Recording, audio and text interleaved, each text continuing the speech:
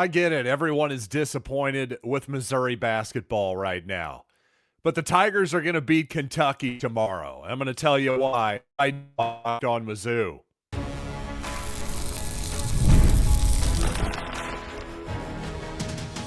You are Locked On Mizzou, your daily podcast on the Missouri Tigers. Part of the Locked On Podcast Network, your team every day.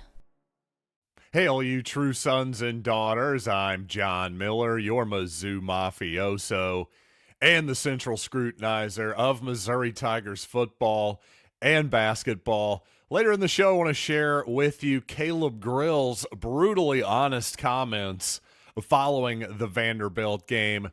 Before I start, though, I do want to remind you today's episode is brought to you by the all-new 2025 Nissan Armada. Stay with us for the Armada Team of the Week later in the episode. But I will say this, if you liked the Missouri-Alabama game a couple weeks ago, and obviously you did if you're listening to this show, the Missouri-Kentucky game promises to be very similar. Kentucky comes to town with the nation's sixth best offense on the season. According to advanced efficiency, well, fifth in the nation is the Missouri Tigers. So an up and down type of game we very much could be looking at. And I like this matchup for Missouri. I really do.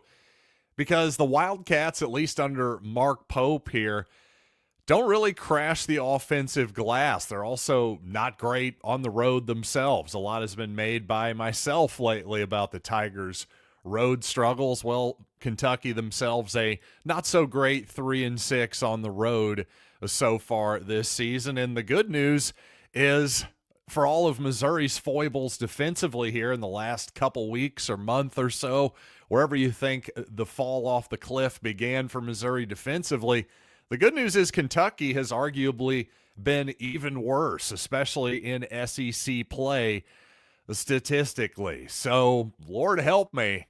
I like this matchup for Missouri on Senior Day. I really do, at home. I just think everything kind of is pointing toward Missouri's direction here. And plus, I think the motivation factor, too, is something that I don't think should be looked past, because Missouri's past three opponents on the road, all losses to Arkansas, Vanderbilt, and Oklahoma. Well, these were return matches. Number one, Missouri had all three of those teams at home prior to these losses.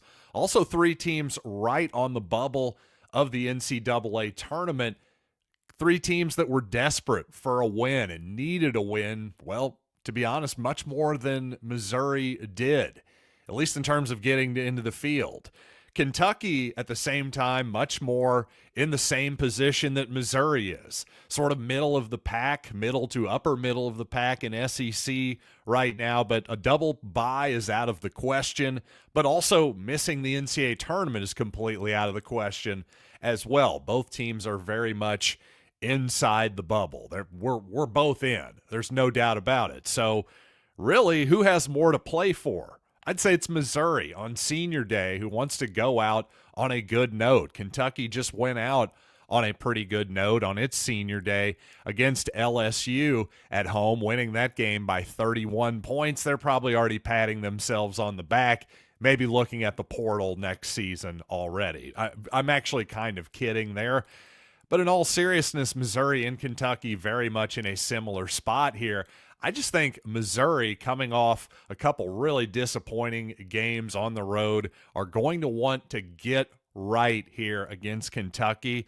And my prediction is they're going to win the ball game and mostly get right. They're going to get right in the win column. I think the real question is, are they going to get right in terms of the defensive side of the court? Because I started looking at this matchup this morning. I thought about maybe watching a Kentucky basketball game or two this morning, but what I came down on is I'm not even sure that scouting Kentucky is necessary, at least not from my perspective, because I simply want to see Missouri keep Kentucky out of the paint as much as they possibly can, defend the pick and roll and dribble penetration better than they have been in recent weeks. And as much as I want to win this game, and I think Missouri will win this game for the seniors and for themselves, this game and the SEC tournament really should just be about figuring it out defensively because, well, I hate to say it. I don't really hate to say it, but this is the harsh reality. How teams end up in March Madness is how they're remembered, their season. For the most part, that is just simply true. So for Missouri, if you're going to make a bit of a run, at least in March Madness, you got to be asking yourself, how can you get back to where you were defensively just about a month ago?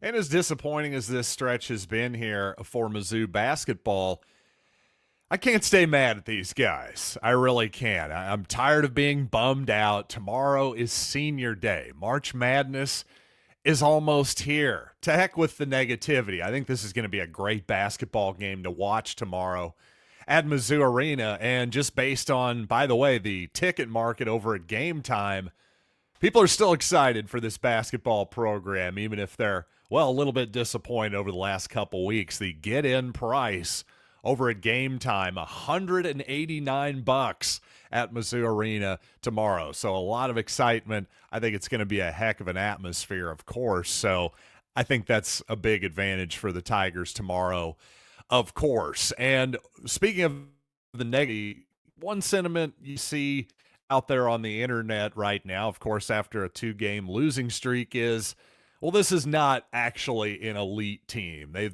has been fool's gold the entire time. Well, whether that's correct or not, think about that statement for a second.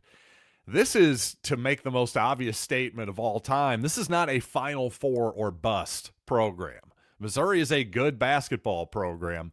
It's not as though we can go, oh, well, anything short of the Final Four or a national championship is a failure. That's just not where we are. And simply put, heck, if Missouri made the Sweet 16 this season, for example, would that be a success? I would say, yeah, obviously. Making the Sweet 16 this season would be an enormous success for Missouri. Something that this program hasn't done since 2009. How many coaching cycles ago was that? Like 4 or something like that? Yes, the Sweet 16 would be an absolute home run for the Missouri Tigers this season. And even with a 7 seed, something like that, if Missouri gets there, it's not exactly out of the realm of possibility that Missouri could, again, upset a 2 seed in the second round if that's what it comes to. That wouldn't exactly be a shock. Missouri will be, what, a 5-point underdog in the game or something like that. Let's not completely lose our minds with negativity. I understand if you want to be highly negative on the Missouri defense and how it's looked the last few weeks, you should be. It really has been that bad. So I'm not trying to talk you out of that. But there's at least a chance that Missouri could turn it around, figure something out, maybe play Aiden Shaw a little more. I don't know exactly what the adjustment is. But to act like that it's impossible that Missouri could at least get a little bit better defensively, well, all I know is even if they don't totally figure it out, this Missouri team has been good enough and lovable enough and enough fun to watch this season that I'm not just going to completely bury my head into the negative sand when Missouri has lost exactly 1 game at home, beaten Kansas, won road games against top 5 teams like Florida. It hasn't all been bad, folks. In fact, most of it's been very, very good. Let's not lose sight of that. Generally speaking, I am really hesitant to question an athlete's, especially a Mizzou player's, effort or desire out there on the court or on the field. But I have to say, Caleb Grill did not hold back following Missouri's loss to Vanderbilt.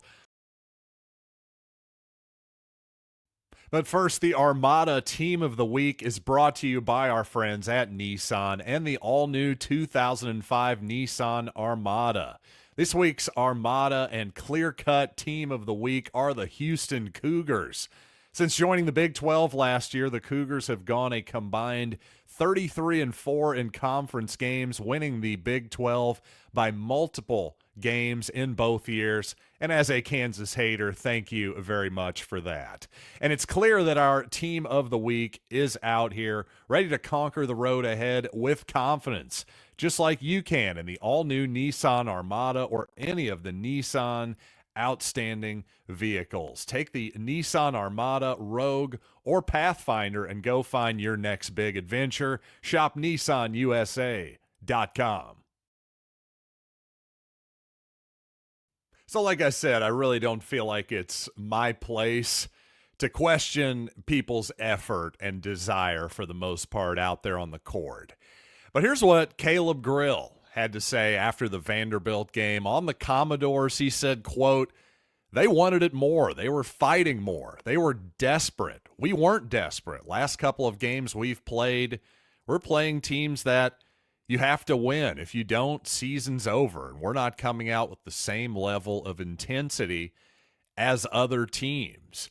And defensively, Dennis Gates felt like one of the biggest problems is that Missouri, especially in the Vanderbilt game, but in general lately, has been unable to defend without fouling. Caleb Grill certainly agreed with that notion, saying, "We're not guarding." Also adding that we're not keeping people in front of us right now. We're not rotating into proper positions. You put it all together, and you ain't keeping anybody out of the paint. You aren't stopping anybody. 3 teams that needed to win to get in the NCAA tournament, and they've just come out with more aggression than we did. So some really frank comments there by Grill, without a doubt. And really, actually, I've got a little bit more here. Let's continue. And I apologize.